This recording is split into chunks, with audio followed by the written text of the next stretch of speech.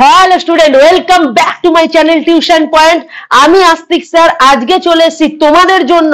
তোমাদের অনেকের রিকোয়েস্ট ছিল দাদা life science, physical science, math তিনটের সাজেশন প্লিজ দাও, কারণ সামনেই টেস্ট পরীক্ষা। আর টেস্ট পরীক্ষায় মোটামুটি একটা ভালো রেজাল্ট এবং ভালো মতো যাতে পাস করতে পারি সেরকম একটা সাজেশন দাও। তো আমি আজকে তোমাদের জন্য সর্বপ্রথম যেটা এনেছি সেটা হচ্ছে ফিজিক্যাল সায়েন্সের সাজেশন। তো সবাইকে একটাই কথা বলবো, প্রথমে কয়েকটা কথা বলবো, এই কয়েকটা কথা আগে তোমরা শোনো, তারপর আমার সাজেশন দেখো। প্রথমেই বলবো, যদি ফিজিক্যাল সায়েন্সের কনসেপ্ট না ক্লিয়ার করো আর যতই আমার সাজেশন দেখো তোমাদের কিন্তু ভালো রেজাল্ট হবে না, কারণ প্রশ্ন ফিজিক্যাল সায়েন্সের কিন্তু একই প্রশ্ন বিভিন্ন রকম ভাবে আসে। আমি হয়তো সাজেশনে একভাবে দিয়েছি, পরীক্ষা এলে একভাবে, তোমাকে কোশ্চেনটা বুঝে লিখতে হবে। তাই সাজেশন কমন পাওয়ার আগে তোমাকে বইয়ের যে বেসিক কনসেপ্ট ওটা ক্লিয়ার থাকা দরকার, তবে বেটার রেজাল্ট করতে পারবে। আচ্ছা, যদি তোমাদের বই না ক্লিয়ার থাকে তবে এই সাজেশন গুলো পড়ো, একটা বেটার রেজাল্ট হবে। তবে 90+ 80+ ইম্পসিবল, বিকজ প্রতিটা প্রশ্ন কিন্তু কনসেপচুয়াল বেসিক আছে কি না ফিজিক্যাল সায়েন্সে। আচ্ছা, ফিজিক্যাল সায়েন্সের সাজেশন কমন পেতে গেলে আমার প্রশ্নগুলো দেখলেই হবে, এটা যেমন সঠিক তেমন তোমাদের বলি টেস্ট পরীক্ষার জন্য স্কুল প্রশ্ন বানায়। তো তোমাদের যারা যে স্কুলেই পড়ো না কেন, স্কুল তোমাদের যে সাজেশনটা প্রোভাইড করবে বা স্কুলের স্যারেরা যে সাজেশনটা প্রোভাইড করবে সেই সাজেশনটা আগে ফলো করবে, দেন আমারটা করবে। আমি বারবার রিকোয়েস্ট করছি, যদি তোমাদের ফিজিক্যাল সায়েন্সের অবস্থা একদম খারাপ থাকে তারপরেও তোমরা যদি আমার সাজেশনটা শুধু পড়ে 90+ পেতে চাও, প্লিজ আমার ভিডিও দেখো না, আমার সাজেশন ভিডিও দেখো না, আমার সাজেশন পড়তে হবে না। এরকম ভাবে 90 পাওয়া যায় না অন্তত ফিজিক্যাল সায়েন্সে। বড় হলাম, ফিজিক্যাল সায়েন্সে ভালো রেজাল্ট করতে গেলে তোমাকে পুরো বইটা পড়া থাকতে হবে, বেসিক ক্লিয়ার থাকতে হবে, তবে গিয়ে ভালো রেজাল্ট করতে পারবে। তাও বলি, যাদের অবস্থা খুব শোচনীয়, একদম কিছু জানো না, তাদের বলবি আমার শুধু এই কটা সাজেশন, আমি যে কটা সাজেশনের প্রশ্ন এনেছি সেই প্রশ্নগুলো যদি করে যাও বেটার রেজাল্ট হবে। বাট আমি আবারও বলছি, আমি আগের বার যখন সাজেশন দিয়েছি বিভিন্ন রকম স্কুলে বিভিন্ন রকম টাইপের প্রশ্ন হয়, 80 থেকে 90% স্কুল ভালো রেজাল্ট বা ভালো রিভিউ দিয়েছে আমাকে। কিছু 10% স্টুডেন্ট ছিল যারা বলেছে দাদা তোমার সাজেশন কমন আছে না। আমি মেনে নিচ্ছি, কারণ ফিজিক্যাল সায়েন্সে বিভিন্ন রকম টাইপের প্রশ্ন হয় আর প্রচুর প্রশ্ন আছে, কোনটা ছেড়ে কোনটা তোমায় দেবো। তাই বারবার বলবো, স্কুল যেটা প্রোভাইড করবে সেটা আগে করো, দেন আমারটা করো। আর যাদের অবস্থা খুব শোচনীয়, এখন বুঝতেই পারছো না কি করবে, তাদের বলছি শুধু এই সাজেশনটা দেখে যাও, ভালো রেজাল্ট হবে। বলতে পারলাম। এবার চলে আসি আমি কথায়। তোমাদের ফিজিক্যাল সায়েন্সে সাধারণত থাকে 1, 2 and 3 মার্কসের কোশ্চেন। 2 আর 3 মার্কসের কোশ্চেনটা আজকে দেবো, আর 1 মার্কসের কোশ্চেনের জন্য প্রত্যেকটা চ্যাপ্টার ওয়াইজ আমি সাজেশন ভিডিও বার করব, ঠিক আছে? চ্যাপ্টার ওয়াইজ আমি তোমাদের শর্ট কোশ্চেনের ভিডিও আনবো, সেই ভিডিওগুলো দেখলে চ্যাপ্টার ওয়াইজ 1 মার্কসের শর্ট কোশ্চেন হয়ে যাবে। এখন আপাতত তোমাদের যেটা সাজেশন দিচ্ছি 2 and 3 মার্কস, তোমরা ভালো করে দেখে যাও, আশা করি 80+ রেজাল্ট এসে যাবে। কিন্তু একটাই কথা বলবো, প্রত্যেকটা প্রশ্ন পড়তে হবে, এখান থেকেও কিছু প্রশ্ন বাদ দেওয়া যাবে না। আর একটা কথা বলছি, যদি পারো পুরো বইটার সাথে সাথে এই সাজেশনটা ফলো করতে পারো, তাহলে তো 90+ উঠবেই উঠবে। বলতে পারলাম। তো চলো, সময় নষ্ট করবো না। হ্যাঁ, অনেকদিন ভিডিও দিতে পারিনি, তার জন্য তোমাদের কাছে ক্ষমা প্রার্থী। আর কারণটা একটাই, শারীরিক কিছু অসুবিধা আর একটাই প্রচুর কাজের প্রেশার। আর তোমরা যারা ভাবছো ম্যাথের বিভিন্ন চ্যাপ্টার গুলো সমাধান কবে আসবে, আসবে, ধৈর্য রাখো। টেস্টের পর্যন্ত যা যা হয়েছে ওটা করে নাও, টেস্টের সাজেশনটা ফলো করো, হয়ে যাবে। আর কোনো হেডেক নেওয়ার দরকার নেই। আপাতত আজকে তোমাদের যেটা আনছি সেটা হচ্ছে ভৌত বিজ্ঞান বা ফিজিক্যাল সায়েন্সের সাজেশন 2 and 3 মার্কস করে যাও, 80+ কমন, 90-তে 90ও পেতে পারো যদি বেসিক কনসেপ্টটা ক্লিয়ার থাকে। বলে বললাম, চলো আর লেট করবো না, শুরু করা যাক ফিজিক্যাল সায়েন্স সাজেশন। চলো স্টার্ট করা যাক। প্রথম ফিজিক্যাল সায়েন্সের চ্যাপ্টার পরিবেশের জন্য ভাবনা, সেখান থেকে প্রথম প্রশ্ন, ফায়ার আইস বা আগুনে বরফ কি, এর সংকেত এবং এখান থেকে কিভাবে মিথেন গ্যাস নিষ্কাশন করা হয়। নেক্সট প্রশ্ন, জ্বালানির তাপন মূল্য বা ক্যালোরি মূল্য বলতে কি বোঝায়, উদাহরণ দাও। নেক্সট প্রশ্ন, বায়োফুয়েল কি, উদাহরণ দাও, কিভাবে তৈরি হয় এবং এর ব্যবহার লেখো। নেক্সট প্রশ্ন, পাওয়ার অ্যালকোহল কি, কি কি উপাদান দিয়ে তৈরি হয়, এর ব্যবহার লেখো। নেক্সট প্রশ্ন, জীবাশ্ম জ্বালানির সংরক্ষণের উপায় ও প্রয়োজনীয়তা লেখো। তারপরে প্রশ্ন, কয়েকটি জীবাশ্ম জ্বালানির নাম ও তাদের তাপন মূল্য লেখো। নেক্সট প্রশ্ন, স্থিতিশীল উন্নয়ন কি, প্রয়োজনীয়তা এবং স্থিতিশীল উন্নয়নের জন্য সম্ভাব্য পদক্ষেপগুলি কি কি। তারপরে কোন কোন গ্যাসকে সুইট গ্যাস বলা হয় এবং কেন। নেক্সট প্রশ্ন, এলপিজির পূর্ণরূপ লেখো, এর প্রধান উপাদান কি, সিবিএন কি, বায়োফুয়েল ও বায়োমাস কি, এদের ব্যবহার লেখো। এই ছিল আমাদের ফার্স্ট চ্যাপ্টার। ফার্স্ট চ্যাপ্টার থেকে মাত্র তোমাদের জন্য 9টা প্রশ্ন নিয়ে এসেছি।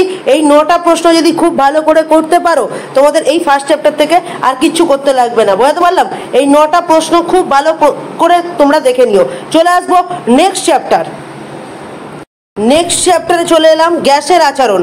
এই চ্যাপ্টার থেকে কিন্তু তোমাদের একটা অঙ্ক আসবে, তার জন্য বারবার বলবো সাঁতরার বইয়ের যে অনুশীলনীর অঙ্কগুলো আছে এবং বইয়ের যে চ্যাপ্টারের মধ্যে অঙ্কগুলো আছে সেগুলো খুব ভালো করে দেখবে।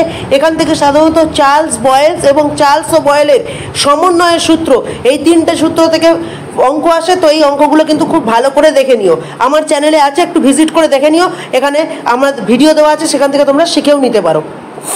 চলে আসবো গ্যাসের আচরণের প্রথম প্রশ্ন, গ্যাসের অণুর গতির ওপর উষ্ণতা হ্রাস ও বৃদ্ধির প্রভাব লেখো। নেক্সট প্রশ্ন, গ্যাসের অণুগুলির গতিশীলতার সপক্ষে যুক্তি দাও। নেক্সট প্রশ্ন, বাস্তব গ্যাসগুলি আদর্শ গ্যাসের সমীকরণ মেনে চলে না কেন।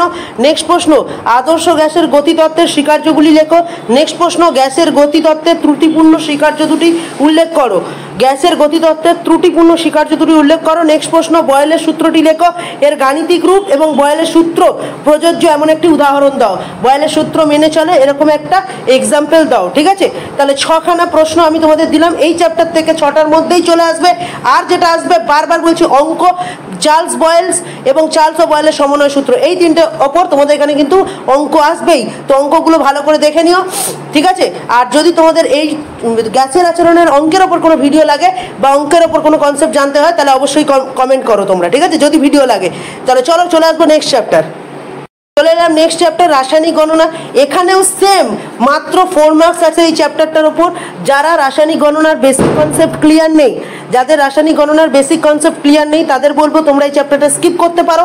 আর যাদের কনসেপ্ট ক্লিয়ার আছে তাদের বলবো বই থেকে কিন্তু অবশ্যই এবং বিগত 4-5 বছরের অঙ্কগুলো একটু দেখে যাও। এখান থেকে কিন্তু একটা 2 মার্কসের অঙ্কই আসবে, বাট আর 2 মার্কসের যে থিওরি আসবে সেগুলো থেকে তোমাদের বলছি। রাসায়নিক গণনা থেকে প্রথম প্রশ্ন, গ্রাম আণবিক ভর কাকে বলে, উদাহরণ দাও। নেক্সট প্রশ্ন, C12 স্কেলে আণবিক ভরের সংজ্ঞা দাও। নেক্সট প্রশ্ন, গ্যাসের গ্রাম আণবিক আয়তন কাকে বলে। নেক্সট প্রশ্ন, শক্তির নিত্যতা বিবৃত করো এবং উদাহরণ দাও। নেক্সট প্রশ্ন, STP-তে 2.24 লিটার CO2 এর ভর কত গ্রাম, যেখানে C12 O16 মানে কার্বন 12 অক্সিজেন 16। নেক্সট প্রশ্ন, C12 স্কেলে কোনো মৌলের পারমাণবিক ভরের সংজ্ঞা দাও। নেক্সট প্রশ্ন, মৌলের সংজ্ঞা লেখো, মোল কিসের একক। এই অধ্যায় থেকে একটা 2 নম্বরের অঙ্ক আসবে, বারবার বলে দিলাম। তাহলে এই চ্যাপ্টার থেকে 7টা অঙ্ক কিন্তু মানে প্রশ্ন খুব ভালো করে পড়ো এবং এখানে অঙ্কগুলো ভালো করে দেখো। আবারও বলছি, তোমাদের হয়তো একটু স্পিডে বলছি প্রশ্নগুলো, তোমরা একটুখানি নোট করে নাও, বিকজ একটাই কথা, ভিডিও লেন্থ বাড়লে তোমাদের সময় নষ্ট হবে। সামনেই পরীক্ষা, আমি চাই না ভিডিও লেন্থ বাড়, ঠিক আছে। এবার একটা কথা বলছি, যারা এখন এই মুহূর্তে দাঁড়িয়ে যে দেখছো ভিডিওটা এত বড়, আমার সমস্ত প্রশ্ন লাগবে কিন্তু ভিডিওটা আমি পুরোটা দেখতে সময় পাচ্ছি না, তাদের বলছি প্রত্যেকটা সাবজেক্টের ওপর, আমরা প্রত্যেকটা সাবজেক্টের ওপর PDF এনেছি, মাত্র 10 টাকা করে। তোমরা চাইলে পুরো ভিডিওটা যদি দেখে সময় নষ্ট না করতে চাও, 10 টাকার বিনিময়ে তোমাদের আমরা PDF-টা প্রোভাইড করে দেবো, কোশ্চেনের PDF-টা, ঠিক আছে। নেক্সট আমরা চলে আসবো পরবর্তী অধ্যায়। তাপের ঘটনাসমূহ। প্রথম প্রশ্ন, অ্যালুমিনিয়াম বা পিতল বা তামার দৈর্ঘ্য প্রসারণ গুণাঙ্ক এত বা এত বা এত বলতে কি বোঝো। মানে 3টে দিয়েছি, তার মধ্যে একটা তোমাদের দেবে আর 3টের অ্যান্সার একই রকম, সেম টু সেম। যদি অ্যালুমিনিয়াম বলে তাহলে অ্যালুমিনিয়ামের তোমরা দৈর্ঘ্য প্রসারণ গুণাঙ্কর মানটা বলে দেবে, পিতল বললে পিতলেরটা বলে দেবে, তামা বললে তামারটা বলে দেবে। যে কোনো একটা প্রশ্ন দেবে, এখান থেকে একটা প্রশ্ন কমন পাবেই। নেক্সট প্রশ্ন, দৈনন্দিন জীবনের অভিজ্ঞতা থেকে কঠিন, তরল, গ্যাসীয় পদার্থের তাপীয় প্রসারণের একটি করে উদাহরণ দাও। নেক্সট প্রশ্ন, তরলের আপত প্রকৃত প্রসারণ গুণাঙ্কের মধ্যে কোনটি তরলের নিজস্ব ধর্ম এবং কারণ ব্যাখ্যা করো। নেক্সট প্রশ্ন, তাপ পরিবাহিতাঙ্কের সংজ্ঞা ও CGS ও SI এককের নাম লেখো। নেক্সট প্রশ্ন, কঠিন পদার্থের মধ্যে দিয়ে তাপ পরিবহন কোন কোন বিষয়ের উপর নির্ভর করে। নেক্সট প্রশ্ন, তাপীয় রোধ তড়িৎ রোধের মধ্যে পার্থক্য, শূন্য স্থানে তাপ পরিবাহিতাঙ্ক ও তাপীয় রোধের মান কত। মাত্র 6টা প্রশ্ন দিলাম 2 মার্কসের জন্য অ্যান্ড 3 মার্কসের জন্য, ব্যাস এইটুকুই। তাপ চ্যাপ্টার থেকেও সাধারণত 1-2টো প্রশ্ন আসে যেটা অঙ্কের ওপর, তোমরা চাইলে করতে পারো আর চাইলে স্কিপ করতে পারো বা বিগত 5 বছরে দেখে নিতে পারো, যেরকম টাইপের অঙ্ক আসছে সেগুলো সলভ করে নিতে পারো, ঠিক আছে।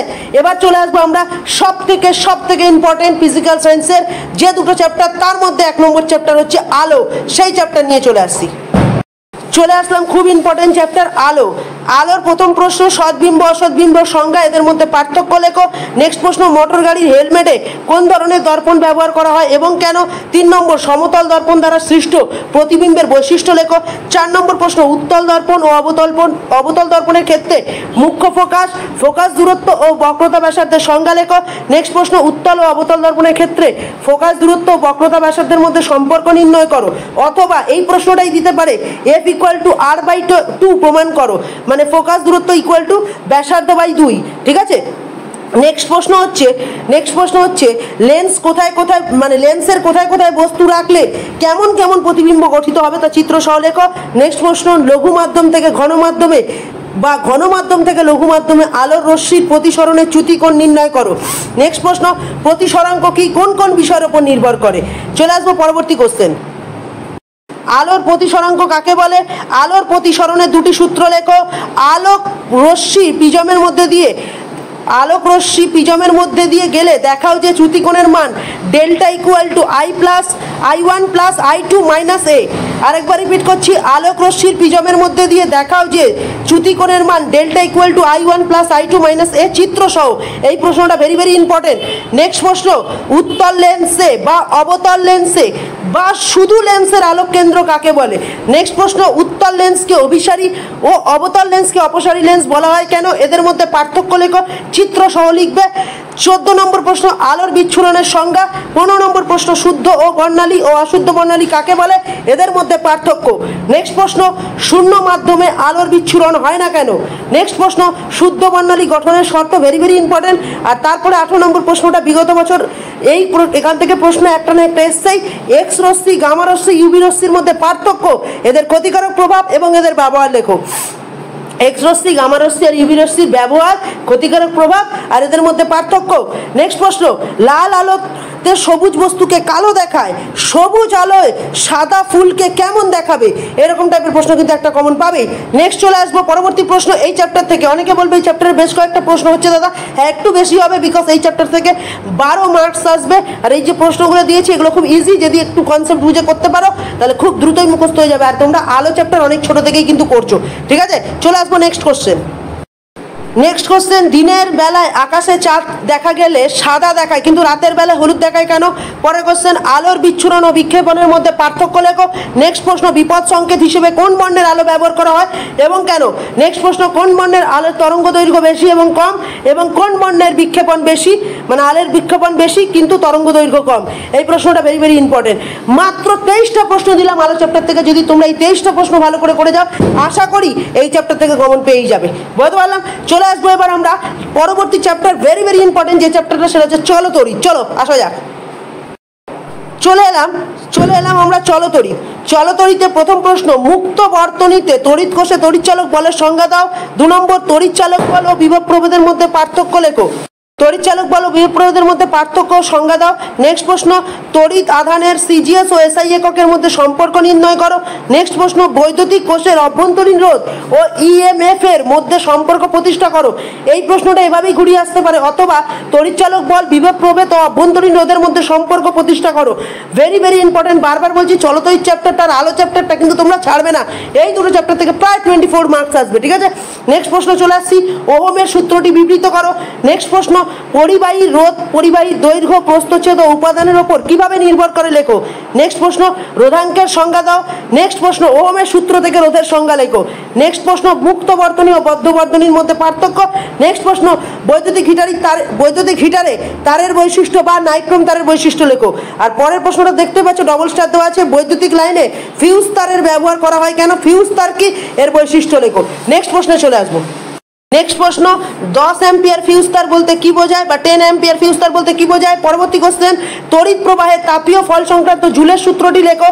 নেক্সট প্রশ্ন কিলোওয়াট পার আওয়ার বা বিওটি কি। নেক্সট প্রশ্ন তড়িৎ ক্ষমতা বলতে কি বোঝো। নেক্সট প্রশ্ন একটি বাল্ব এর ওপর 220 ভোল্ট 120 ওয়াট লেখা আছে, এর অর্থটা কি। একটা বাল্বের ওপর 120 ওয়াট এবং 220 ভোল্ট এই কথাটা লেখা আছে, এর অর্থটা বা মানেটা কি তোমরা সেটা বলো। পরবর্তী কোশ্চেন ফ্লেমিং এর বামহস্ত নিয়মটি লেখো। তার পরবর্তী কোশ্চেন 18 নম্বর অ্যাম্পিয়ারের সন্তরণ নিয়মটি লেখো। এই কোশ্চেনগুলো কিন্তু ভেরি ভেরি ইম্পর্টেন্ট, যেগুলো লাস্টের দিকে বলছি। বৈদ্যুতিক মোটরের শক্তি বা ডিসি মোটরের শক্তিকে কি কি উপায়ে বাড়ানো যায়। নেক্সট প্রশ্ন, বাল্যচক্রের ঘূর্ণায়নের অভিমুখ কোন কোন বিষয়ের উপর নির্ভর করে। অথবা বাল্যচক্রের কার্যপ্রণালী লেখো। নেক্সট প্রশ্ন, তড়িৎ চুম্বকের ব্যবহার লেখো, এর শক্তি কি কি উপায়ে বৃদ্ধি করা যায়, এতে কাঁচা লোহা ব্যবহার করা হয় কেন। নেক্সট প্রশ্ন, তড়িৎ চুম্বকীয় আবেশ সম্পর্কিত ফ্যারাডের সূত্রগুলি লেখো বা বিবৃত করো। নেক্সট প্রশ্ন হচ্ছে তড়িৎ চুম্বকীয় আবেশ বলতে কি বোঝো, ডিসি কারেন্ট অপেক্ষা এসি কারেন্টের ব্যবহারের সুবিধা লেখো। নেক্সট চলে আসবো পরবর্তী কোশ্চেন, ডায়নামো ও বৈদ্যুতিক মোটরের মধ্যে পার্থক্য লেখো। নেক্সট প্রশ্ন, গৃহস্থলীর বৈদ্যুতিক লাইন, বৈদ্যুতিক বাতি, বৈদ্যুতিক পাখা, রেফ্রিজারেটর ইত্যাদি সমান্তরাল সমবায় যুক্ত থাকে কেন। আর্থিং কি, আর্থিং এর প্রয়োজনীয়তা লেখো। নেক্সট প্রশ্ন, 3 পিন প্লাগের আর্থ পিনটি বেশি মোটা ও লম্বা হয় কেন। গৃহস্থলীতে আর্থিং এর গুরুত্ব লেখো। নেক্সট প্রশ্ন, এমসিবির ব্যবহার লেখো। নেক্সট প্রশ্ন, তড়িৎ প্রবাহ, নিউট্রাল তার ও লাইভ তারের ভূমিকা লেখো। নেক্সট প্রশ্ন, ফিউজ তার কোন তারের সঙ্গে যুক্ত করা হয় এবং কেন। শর্ট সার্কিটে তড়িৎ তারের গুরুত্ব লেখো। ঠিক আছে, শর্ট সার্কিটে তড়িৎ তারের গুরুত্ব লেখো। এই হলো মোটামুটি 30টা প্রশ্ন। মাত্র এই 30টা প্রশ্ন যদি তোমরা খুব ভালো করে দেখতে পারো তাহলে চলো তড়িৎ থেকে তোমাদের 80 থেকে 90% কমন পাবে, এটা আমার গ্যারান্টি রইল। তবে বারবার বলছি, প্রচুর আরো প্রশ্ন আছে, চাইলে তোমরা পুরো বই করতে পারো, আর যাদের পুরো বই হয়ে গেছে তারা এই কটা দেখে যাও, বেটার রেজাল্ট হবে। চলে আসবো নেক্সট চ্যাপ্টার। নেক্সট চ্যাপ্টার, পরমাণু, নিউক্লিয়াস ও তেজস্ক্রিয়তা। প্রথম প্রশ্ন, তেজস্ক্রিয়তা কাকে বলে, এর ক্ষতিকারক প্রভাব লেখো। 2 নম্বর, কোন তেজস্ক্রিয় পরমাণু থেকে আলফা কণা বিটা কণা নির্গত হলে অপত্য পরমাণুর পারমাণবিক সংখ্যা ও ভর সংখ্যা কিরূপ পরিবর্তন হয়। নেক্সট প্রশ্ন, আলফা বিটা গামা রশ্মির আধান ভেদন ক্ষমতা ও আয়নিত করার ক্ষমতার মধ্যে পার্থক্য লেখো। নেক্সট প্রশ্ন, সোনা যার সংকেত AU, যার ভর সংখ্যা 197, প্রোটন সংখ্যা বা পারমাণবিক সংখ্যা 79, তেজস্ক্রিয় নয় অথচ থোরিয়াম PH, যার পারমাণবিক সংখ্যা হচ্ছে 90 আর ভর সংখ্যা 234, এটা কেন তেজস্ক্রিয়। ভেরি ভেরি ইম্পর্টেন্ট প্রশ্ন। নেক্সট প্রশ্ন, তেজস্ক্রিয়তার ব্যবহার লেখো। কোথায় কোথায় ব্যবহার করা হয় সেটা ভালো করে শোনো। চিকিৎসা ক্ষেত্রে, কোথায়, চিকিৎসা ক্ষেত্রে, কৃষি ক্ষেত্রে, শিল্পক্ষেত্রে। নেক্সট প্রশ্ন হচ্ছে, একটা ভিডিও আসবে যেটা ইউটিউবে, যেটা এই চ্যাপ্টারের উপর ম্যাথ থাকবে। ঠিক আছে, যদি পসিবল হয় ভালো, আর নাহলে তোমরা অন্য ভিডিও বা তোমরা একটা কাজ করতে পারো, বইয়ের অঙ্কগুলো দেখে নিতে পারো। ঠিক আছে, এখান থেকে প্রশ্ন বেশি, বাট এখান থেকে একটা কিন্তু অঙ্ক আসবেই, যেটা হচ্ছে আলফা কণা বিটা কণা যদি নির্গত হয় তাহলে ভর সংখ্যার প্রোটন সংখ্যার কিরূপ পরিবর্তন হবে। বুঝতে পারলাম। চলে আসবো নেক্সট কোশ্চেন বা নেক্সট চ্যাপ্টার। এই চ্যাপ্টার কমপ্লিট, ফিজিক্স পুরোপুরি কমপ্লিট। এবার আমরা চলে আসবো কেমিস্ট্রি। এবার আমরা চলে এলাম পর্যায় সারণী ও মৌলদের ধর্মের পর্যায় বৃত্ততা। প্রথম কোশ্চেন, পর্যায় সারণী, দীর্ঘ পর্যায় সারণী ও আধুনিক দীর্ঘ পর্যায় সারণীতে কয়টি শ্রেণী, কয়টি পর্যায়। 2 নম্বর, মৌলের তড়িৎ ঋণাত্মকতা বলতে কি বোঝো। নেক্সট প্রশ্ন, A, B, C, D মৌলগুলির পারমাণবিক সংখ্যা যথাক্রমে 6, 8, 10, 12, এদের মধ্যে কোনটি নিষ্ক্রিয় গ্যাসের মৌল এবং কোন মৌলটির পারমাণবিক আকার সবচেয়ে কম। নেক্সট প্রশ্ন, আয়নীয় ভবন শক্তি বা মৌলের আয়নন বলতে কি বোঝো। নেক্সট প্রশ্ন, লিথিয়াম তোমার LiRbNaCsK আয়নীয় শক্তির মানের ঊর্ধ্বক্রমে সাজাও। ঠিক আছে, বুঝতে পারলাম। নেক্সট প্রশ্ন, মেন্ডেলিভের পর্যায় সারণীর সূত্রটি লেখো, এর সংশোধনী সূত্রটি লেখো। নেক্সট প্রশ্ন, ডোবেরিনারের ত্রয়ী সূত্রটি লেখো। পরবর্তী প্রশ্ন, ভেরি ভেরি ইম্পর্টেন্ট, পর্যায় সারণীর কোন কোন শ্রেণীতে অবস্থান করে, কারা কারা কোথায় অবস্থান করে। Oxygen, chlorine, carbon, helium, iodine, sodium, hydrogen, নিষ্ক্রিয় গ্যাস, হ্যালোজেন মৌল। মানে এরা মানে oxygen, chlorine, carbon, helium, iodine, sodium, hydrogen, নিষ্ক্রিয় গ্যাস, হ্যালোজেন মৌল, এরা পর্যায় সারণীতে কোন কোন শ্রেণীতে অবস্থান করে। নেক্সট প্রশ্ন, very very important, double star দিয়ে রেখেছি, দেখে নাও। আধুনিক পর্যায় সারণীতে অবস্থিত মৌলগুলি কোন শ্রেণীতে অবস্থান করে এবং কোন মৌলগুলিকে কি নামে অভিহিত করা হয়, এগুলো খুব ভালো করে পড়বে। উদাহরণস্বরূপ যারা প্রশ্নটা বুঝতে পারছো না তাদের জন্য একটা প্রশ্ন বলে দিচ্ছি, যেমন হাইড্রোজেন গ্যাসকে দুষ্ট মৌল বলা হয়, তেমন প্রচুর বিভিন্ন রকম মৌল বা বিভিন্ন রকম গ্যাসকে বিভিন্ন নামে অভিহিত করা হয় এবং তারা কোথায় কোথায় অবস্থান করে, এগুলো ভেরি ভেরি ইম্পর্টেন্ট, এগুলো ভালো করে পড়বে। তাহলে এখানে আমাদের পর্যায় সারণীর সমস্ত প্রশ্ন হয়ে গেল। চলে আসবো আমরা নেক্সট চ্যাপ্টার। পর্যায় সারণী হয়ে গেছে। এবার আমরা চলে এলাম আয়নীয় সমযোজী বন্ধন। প্রথম প্রশ্ন, লুইস ডট গঠন করো। এখান থেকে প্রশ্ন আসবেই, লুইস ডট গঠন করো একটা। CH4N2 C2H4 NH3 NaCl LiH F2HCl C2H2 MgCl2 NH4Cl CaCl3 CaCl2 CCl4, এইগুলো লুইস ডট গঠন করো। এটা খুব ভালো করে পড়বে। নেক্সট প্রশ্ন, চিনির জলীয় দ্রবণ তড়িৎ পরিবহন করতে পারে না, কিন্তু সোডিয়াম ক্লোরাইডের জলীয় দ্রবণ তড়িৎ পরিবহন করতে পারে কেন?